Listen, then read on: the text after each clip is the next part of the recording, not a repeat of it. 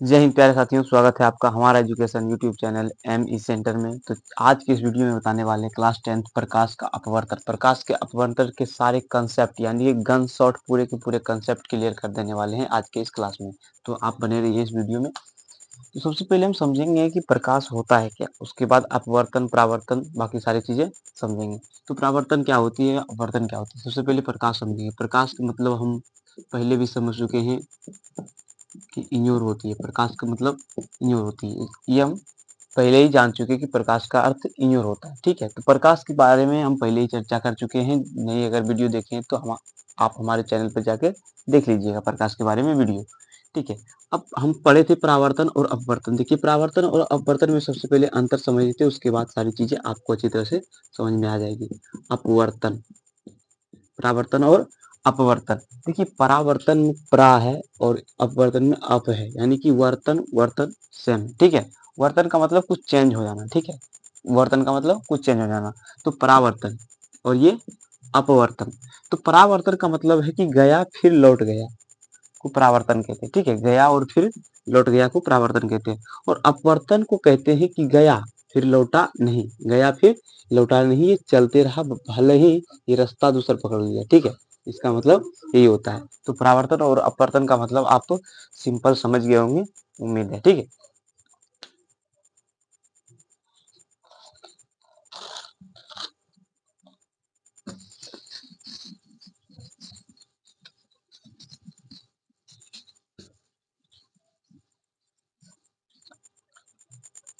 देखिए, प्रकाश का परावर्तन और अपवर्तन आप अवगत हो गए। अब हम जानेंगे प्रकाश का परावर्तन होता है क्योंकि हम जानते हैं पहले कि प्रकाश का परावर्तन उसी पथ में, उसी माध्यम में वापस लौट जाती है। प्रकाश का परावर्तन कहते हैं। पर अपवर्तन क्या होती है, अपवर्तन जानेंगे। अपवर्तन क्यों होती है, तो सबसे पहले इसका कारण जानेंगे। देखिए, समझ लीजिए ये एक अलग माध्यम में, इधर हवा है। क्या है, इधर हवा है और इधर नीचे क्या है, पानी। ठीक है, ये हवा है और ये पानी, दो माध्यम है। देखिए, माध्यम का कहने का अर्थ है कि वो दूसरे माध्यम है और ये दूसरे माध्यम है। तो ऊपर वाले हवा है और नीचे वाले पानी है। देखिए, ये प्रकाश की चाल जो होती है, आप जानते हैं 3 × 10⁸ प्रति सेकंड। ये प्रकाश की चाल जो होती है, ये निर्वात में प्रकाश की चाल है, यानी शून्य में प्रकाश की चाल है। ना वहाँ हवा होगी और ना वहाँ पानी होगी, यानी कि ये शून्य में प्रकाश की चाल है। वहाँ हवा पानी कुछ नहीं होगी। ठीक है, ये प्रकाश की चाल है। जब ये हवा में प्रकाश, देखिए ये एक अविलंब है। ठीक है, ये आप समझ लिए, अविलंब है। अब देखिए, एक प्रकाश अगर आ रही है, एक प्रकाश अगर आ रही है, एक प्रकाश की किरणें हवा में, तो वो अगर पानी में जैसे प्रवेश करेगी, पानी में तल से जैसे प्रवेश करेगी, तो ये देखिए अब मुड़ जाएगा। थोड़ा क्या होगा, थोड़ा मुड़ जाएगा। अब मुड़ा क्यों, क्योंकि प्रकाश के जो थे, प्रकाश के जो चाल थे हवा में और ये पानी में अलग अलग है। प्रकाश के चाल के अलग अलग होने के कारण ही, प्रकाश के चाल अलग अलग माध्यम में अलग अलग होने के कारण ही प्रकाश का अपवर्तन होता है। बस सिंपल सी बात है। ठीक है, तो ये इस स्पीड से जाती है, अगर ये सीधी जाती तो पर जाती जाएगी नहीं, क्योंकि ये पानी का जो है प्रकाश के चाल पर, पानी के में प्रकाश की चाल बहुत ये हवा के अपेक्षा कम है। इसीलिए ये क्या करेगी, ये थोड़ा मुड़ जाएगी, ये थोड़ा मुड़ जाएगी, यानी कि इस दिशा में ना जाते हुए ये थोड़ा मुड़ जाएगी। अब कहे कि आप ये इधर ही क्यों मुड़ गई, ये उधर क्यों नहीं मुड़ी। ठीक है, तो ये उधर इसलिए नहीं मुड़ी क्योंकि ये विरल है और ये सघन है। सघन विरल कहने का अर्थ है कि ये इसका इसमें ज्यादा है, ज्यादा प्रकाश की चाल। जिसमें ज्यादा प्रकाश की चाल होती है उसे को विरल कहते हैं, और जिसमें प्रकाश की चाल कम होती है उसे हम सघन कहते हैं। ठीक है, आप समझ गए कि सघन और विरल में क्या अंतर है। देखिए, जिसमें प्रकाश की चाल अधिक होती है उसे हम विरल माध्यम कहते हैं, और जिसमें प्रकाश की चाल कम होती है हम उसे सघन माध्यम कहते हैं। ठीक है, तो विरल माध्यम से सघन माध्यम में अगर आएगी, तो देखिए आप सिंपल सी बात समझिए कि अगर एक गेंद है, आप क्रिकेट जैसे कि खेलते हैं, तो एक गेंद है, ये एक गेंद है, तो ये गेंद सीधी जा रही है, मगर हवा जब चलने लगती है तो ये गेंद की दिशाएं डगमगाने लगती है, यानी कि ये सीधी जाने के बजाय ये नीचे गिरने लगती है। क्यों गिरने लगती है? क्योंकि ये हवा जब लगती है इसको, जब हवा लगती है तो ये अपने आप गेंद जो है कि नीचे गिरने लगती है। उसी प्रकार जब इसमें जो है कि पानी जब लगने लगती है, यानी कि इसको कौन रोक रहा है? हवा रोक रहा है। इसको कौन रोक रहा है? हवा रोक रहा है। उसी प्रकार ये प्रकाश को रोक रहा है पानी। ये पानी रोकती है तो ये जो इस पथ से जा रही है तो ये धीरे-धीरे डाउन होने लगती है। क्या होने लगती है? डाउन होने लगती है, ठीक है? तो सिंपल सी बात यही है, विरल माध्यम से सघन माध्यम में आने पर ये अभिलंब क्या है ये? अभिलंब। अभिलंब की ओर प्रकाश की किरणें मुड़ जाती है, बस सिंपल सी बात है। अब बात कहें या अब विरल से सघन समझ गए। अब हम समझाएंगे सघन से विरल में क्या होगी, यहीं से समझ लीजिए, ठीक है? का अलग स्ट्रक्चर ही बना देते हैं और क्लियर हो जाएगी।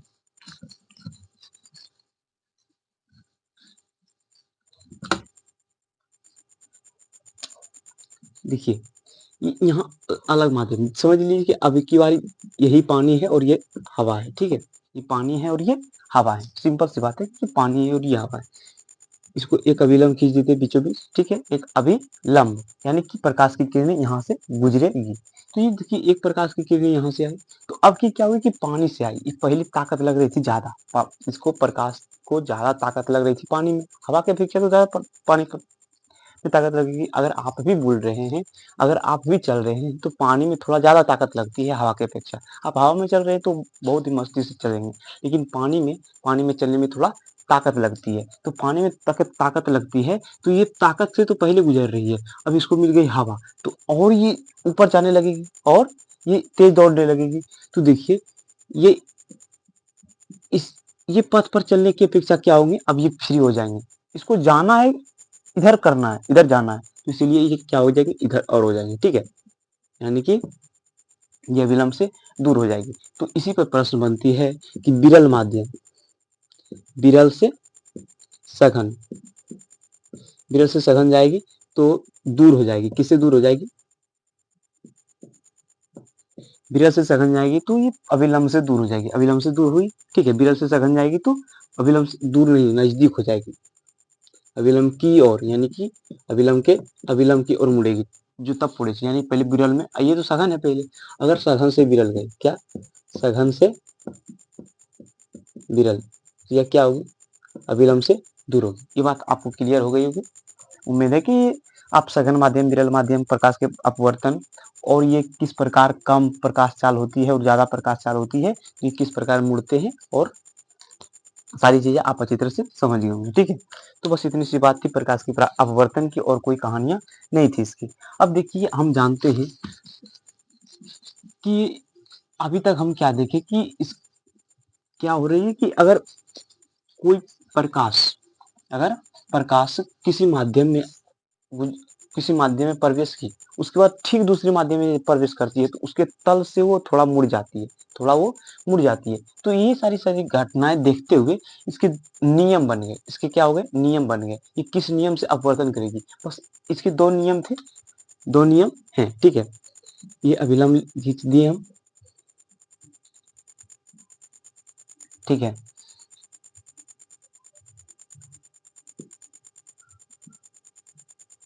ये अभी लंब खींच दिए। ये देखिए इसको हम विरल मान लेते हैं, इसको सघन मान लेते हैं और फिर ये इसको विरल मान लेते हैं, ठीक है? आप समझ रहे हैं?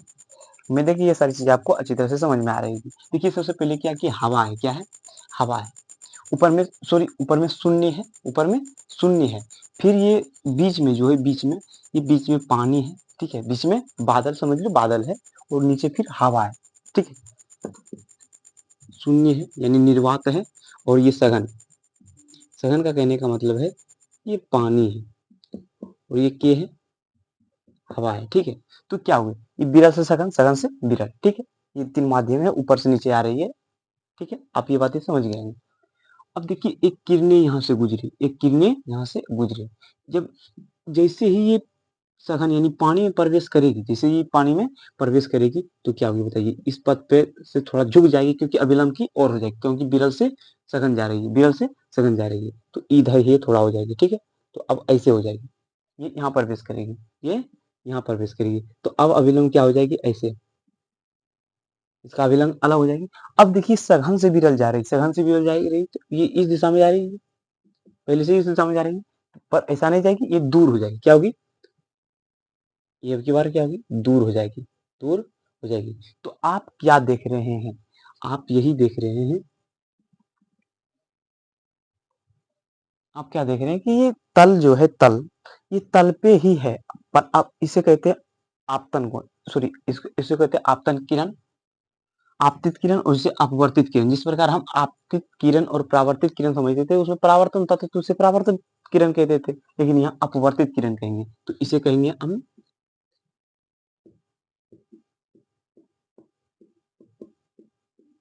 आपतित किरण और इसे कहेंगे हम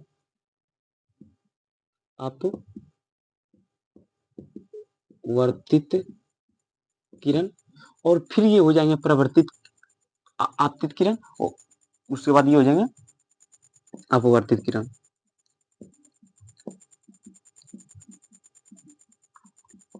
ये हो जाएंगे अपवर्तित किरण। ठीक है, ये बात आपको अच्छी तरह से क्लियर हो गई।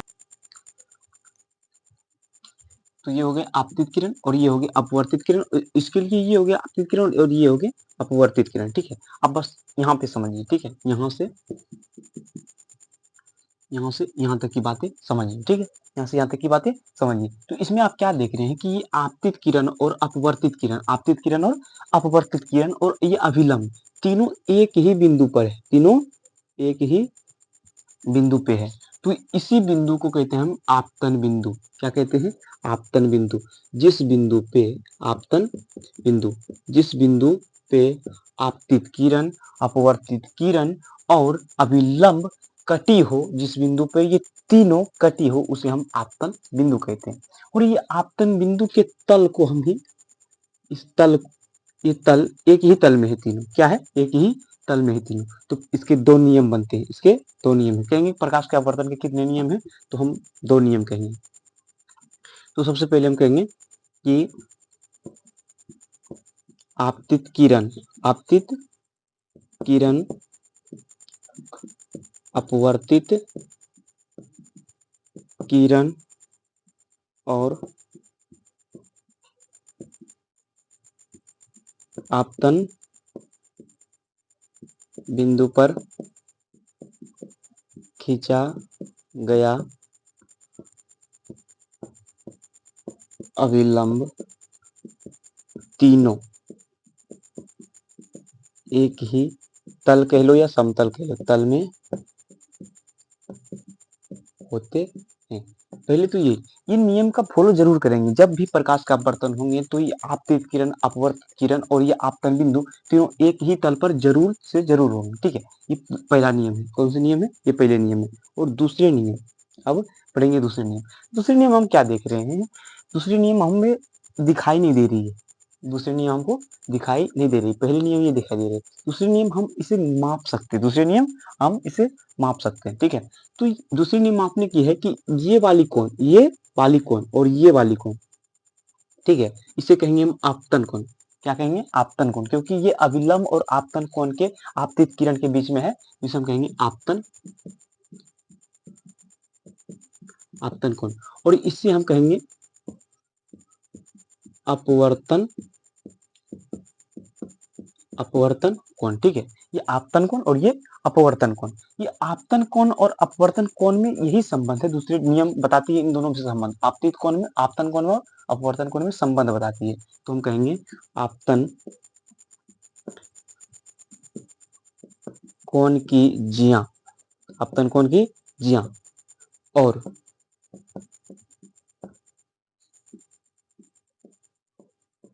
अपवर्तन कोण की जिया का अनुपात,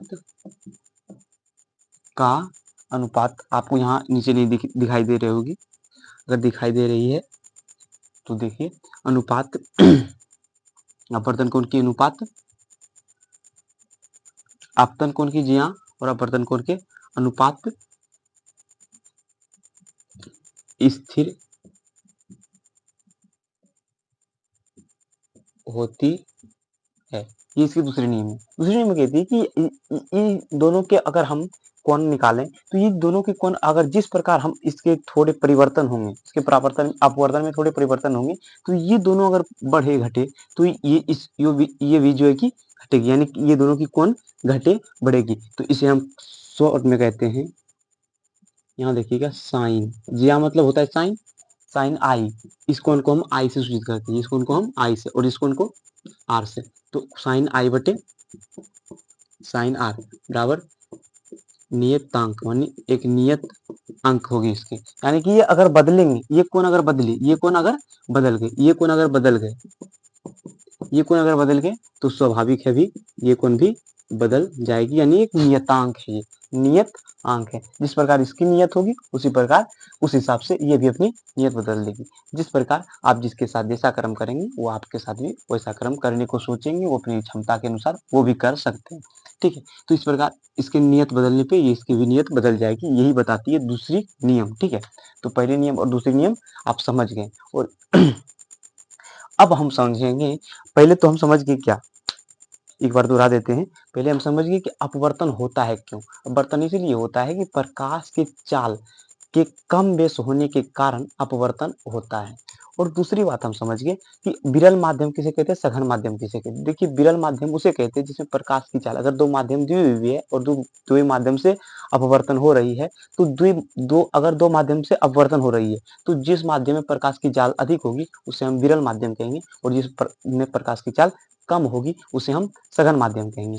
अगर तीसरी बात हम क्या समझे कि विरल माध्यम से अगर प्रकाश आ रही है उसके बाद सघन माध्यम में प्रवेश कर रही है, तो विरल माध्यम से सघन माध्यम में आने पर वो अभिलंब की और मुड़ जाती है, और सघन माध्यम से विरल माध्यम में आने पर वो अभिलंब से दूर हट जाती है। हम ये सारी चीजें अभी तक समझ चुके हैं। उसके बाद हम समझे कि इसके कितने नियम होते हैं, तो इसके दो नियम होते हैं। पहले नियम होते हैं कि इसके आपतित किरण और अपवर्तित किरण और इसके आपतन बिंदु पर खींचे गए अभिलंब तीनों एक ही तल में होते हैं। और दूसरे नियम हम पढ़े कि आपतन कोण की जया और अपवर्तन कोण की जया का अनुपात स्थिर होती है और एक नियतांक होती है, जिसे हम साइन आर बटे साइन आर बराबर एक नियतांक के समीकरण में भी लिख सकते हैं। उसके बाद हम जानेंगे, उसके बाद हम नहीं जाने आपको बताएंगे ये दूसरे नियम जो है, ये दूसरे नियम, ठीक है, ये दूसरे नियम को हम स्नेल का नियम भी कहते हैं। स्नेल का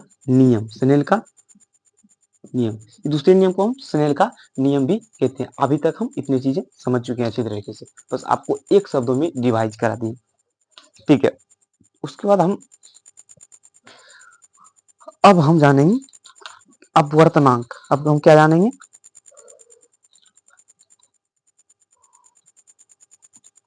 स्नेल का नियम भी हम समझ गए। अब हम जानेंगे अपवर्तनांक। देखिए, अपवर्तनांक क्या होती है। सबसे पहले अगर आप इतना चीजें समझ गए हैं तो इतनी चीजों को आप स्क्रीनशॉट मार लीजिए या लिख लीजिए कहीं पे। अब हम अपवर्तनांक के बारे में बताने जा रहे हैं। अपवर्तन हो गई तो अपवर्तनांक किसे कहते हैं। सिंपल सी बात है कि अपवर्तनांक हम उसे कहते हैं, अपवर्तनांक हम किसे कहते हैं। ठीक है, तो अपवर्तनांक प्रकाश, निर्वात में प्रकाश की चाल और उस माध्यम में प्रकाश की चाल के अनुपात को हम अपवर्तनांक कहते हैं।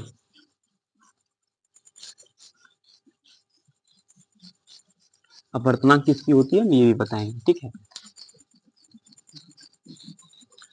जो भी बताएंगे पूरे डिटेल के साथ डिटेल बताएंगे उसकी।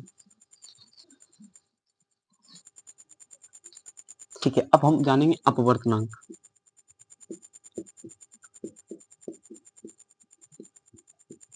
अपवर्तनांक, देखिए अपवर्तनांक क्या होती है। अपवर्तनांक किसी माध्यम की अपवर्तनांक होती है। ठीक है, हर एक माध्यम की अलग अलग अपवर्तनांक होती है। अगर पानी की बात करें तो इसकी अलग होती है, पानी की बात करें तो इसकी अलग होती है, हवा की बात करें तो इसकी भी अलग होती है, और शून्य के बारे में तो आप जानते हैं, केरोसिन तेल है तो इसकी भी अलग होती है। यानी कि हर एक माध्यम की प्रकाश की चाल, हर एक माध्यम में प्रकाश की चाल अलग होती है। तो इसी प्रकार हर एक माध्यम का अपवर्तनांक अलग होगा। अपवर्तनांक कहने का अर्थ है कि सीधा सीधी बात समझ लीजिए कि अपवर्तनांक की परिभाषा क्या होती है। अपवर्तनांक का कहने का अर्थ यही है कि जो माध्यम है वो प्रकाश की चाल, उसमें प्रकाश की चाल कितनी कम है, यानी कि कितने भाग हैं, कितने गुने कम है किससे, कितने गुने कम है किससे, तो निर्वात से, ठीक है, शून्य से कितने गुने कम है शून्य से। अपवर्तनांक का कहने का सिंपल सी बात है कि कोई भी माध्यम, किसी माध्यम का अपवर्तनांक कहने का सिंपल सी बात है कि जो निर्वात में प्रकाश की चाल होती है, यानी शून्य में प्रकाश की चाल होती है, उससे कई गुना नीचे है। तो इसलिए हम जानेंगे अपवर्तनांक की सूत्र होती है कि निर्वात में प्रकाश की चाल, शून्य में कह दो या निर्वात में कह दो, निर्वात में प्रकाश की, निर्वात में प्रकाश की चाल बटे उस माध्यम में प्रकाश की चाल। बस सिंपल सी बात है। जिस माध्यम के प्रकाश की चाल, जिस माध्यम के आप अपवर्तनांक निकाल रहे हैं, वो सिंपल सी बात है कि आप निर्वात में प्रकाश की चाल जानते हैं कि 3 गुने 10 पर पावर 8, सॉरी 3 गुने 10 पर पावर 8, 3 गुने 10 पर पावर 8 मीटर प्रति सेकेंड होती है निर्वात में प्रकाश की चाल। और आप जिस माध्यम में निकाल रही हैं, आप जिस माध्यम का प्रकाश की चाल निकाल रहे हैं, जिस माध्यम के अपवर्तनांक निकाल रहे हैं, आप उस माध्यम की प्रकाश की चाल तो आपको जानना अनिवार्य है। अगर आप जानते हैं तो उस माध्यम में प्रकाश की चाल जो होगी उसे आप लिख दीजिएगा, और इन दोनों के अनुपात को ही हम कहते हैं अपवर्तनांक, ठीक है। अपवर्तनांक आप सिंपल सी बात है, आप समझ गए होंगे। देखिए ये अगर इसको शॉर्ट में लिखे तो इसे सी से सूचित करते हैं, निर्वात में प्रकाश की चाल को हम सी से, छोटी सी से सूचित करते हैं, और इसे छोटी भी से सूचित करते हैं, ठीक है। आप सूचित किसी चीज से भी कर सकते हैं, ये मन रखाव बातें हैं, मन रखाव अंक है कि, सॉरी मन रखाव लेटर है कि सी और भी, ठीक है। आप कुछ से भी सूचित इसको कर सकते हैं, बस लिखित बस यही होनी चाहिए कि निर्वात में प्रकाश की चाल बटे उस माध्यम में, जिस माध्यम के आप अपवर्तनांक निकाल रहे हैं, उस माध्यम में प्रकाश की चाल के अनुपात को हम कहते हैं अपवर्तनांक, ठीक है। आप समझ गए होंगे, उम्मीद है कि ये सारी चीजें आपको अच्छी तरह से समझ में आ गई होगी। अब अगला टॉपिक है हमारा,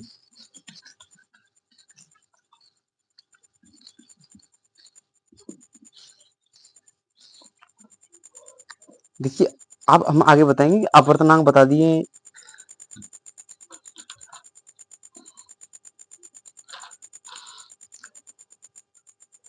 देखिए अब अपवर्तनांक अगर बता दिए तो पहले हम बताएंगे, देखिए अभी तक हम जो पढ़े उसके बाद क्या पढ़ेंगे, देखिए एक सिस्टम तरीके से पढ़ेंगे, और ये वन शॉट है, यानी कि एक ही वीडियो में पूरे अपवर्तनांक वाली चैप्टर खत्म हो जाएगी। तो ये वन शॉट है, तो हम बहुत ही इसे सिस्टम से पढ़ेंगे, और वो चीजें जो काम की चीजें हैं, वो समझने की चीजें हैं, वो चीजें सिर्फ बताएंगे, जो चीजें आपको नहीं बताएंगे, ठीक है।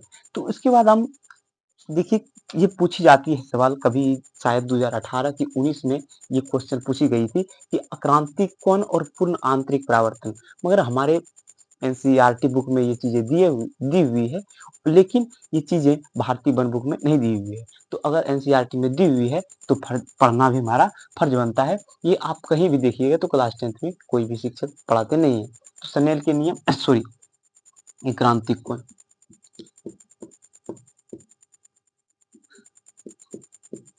क्रांतिक कोण, देखिए क्रांतिक कोण क्या है, आप पहले समझ गए कैसे होती है प्रकाश का अपवर्तन। अगर आप प्रकाश के अपवर्तन समझ गए, क्या प्रकाश की अपवर्तन समझ गए, तो ये क्या क्रांतिक कोण किसे कहते हैं, ये सघन है और ये विरल है, ठीक है। आप समझ जाएंगे एक बार में। अगर ये सघन माध्यम में कोई प्रकाश गुजर रही, सघन माध्यम से अगर कोई प्रकाश गुजर रही है, और ये इधर जाके नहीं, ये इधर नहीं जा हो, इधर नहीं जा रही है, देखिए ये तो जाएगी, विरल जाएगी, तो ये अविलंब से दूर ही हटेगी, अविलंब से दूर ही हटेगी। लेकिन ये दूर इतना हट गई, ये दूर इतना हट गई कि ये इसी पे, यानी कि इसी रेखा पे, यानी कि ये इसी तल में जो है कि इसी तल में चलने लगे, यानी कि विरल माध्यम की कोण 90 डिग्री हो गई, विरल माध्यम की कोण 90 डिग्री हो गई। तो हम इसके सघन माध्यम को हम कहेंगे, सघन माध्यम के कोण को हम कहेंगे क्रांतिक कोण।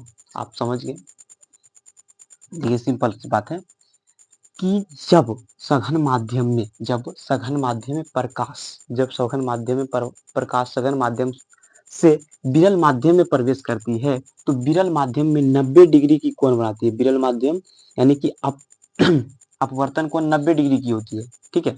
विरल माध्यम में कोण 90 डिग्री की होगी, तो ये आपतन कोण जो होंगे, ये आपतन कोण को ही हम कहेंगे क्रांतिक कोण। इसकी परिभाषा नहीं लिखी है, ठीक है। ये परिभाषा लिखने की क्या बात है कि आप सिंपल सी आप परिभाषा भी लिख सकते हैं इसके, अगर लिखेंगे तो हम बता रहे हैं, आप लिख लीजिए।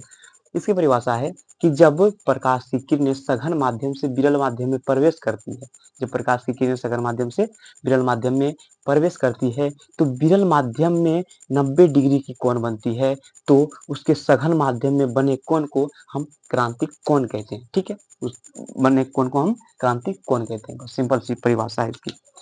उसके बाद हम पूर्ण आंतरिक परावर्तन पढ़ेंगे।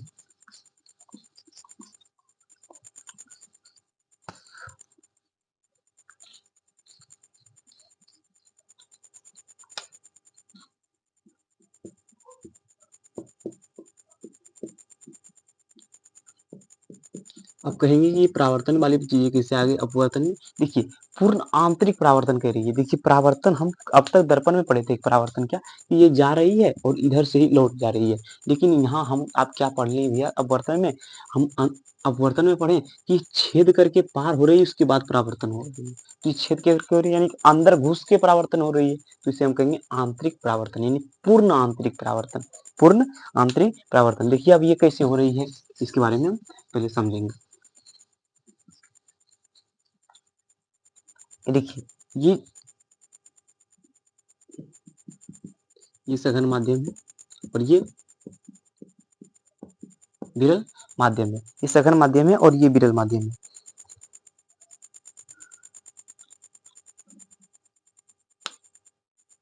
ये सघन माध्यम है और ये विरल माध्यम है।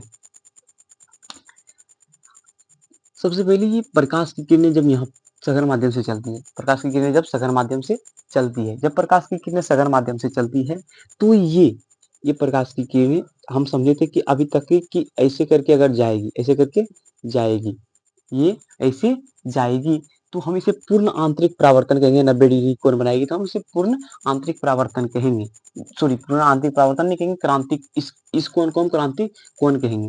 तो ये कह रही है कि क्रांतिक कोण अगर 90 डिग्री से अधिक, सॉरी 90 डिग्री नहीं, ये पूर्ण क्रांतिक कोण अगर 90 डिग्री से अधिक हो जाए, आपतन कोण क्रांतिक कोण से अधिक हो, आपतन कोण जो है क्रांतिक कोण से अधिक हो, समझ रहे हैं बात को आप, इसकी बातों को एज्यूम कीजिएगा। सबसे पहले हम फिर से आपको बताते हैं और अच्छे से समझ में आएगी।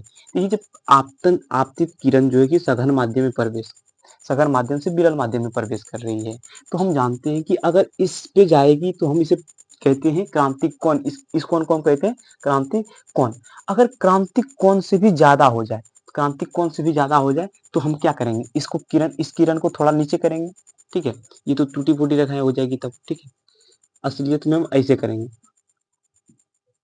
ये थोड़ा और नीचे करेंगे। अगर हम इसको नीचे किए, अगर हम इसको नीचे किए तो ये ऊपर होंगे, हम अगर नीचे इसको हम नीचे किए तो ये ऊपर होंगे। आप कहिए कैसे, क्योंकि देखिए अगर हम ऐसे करेंगे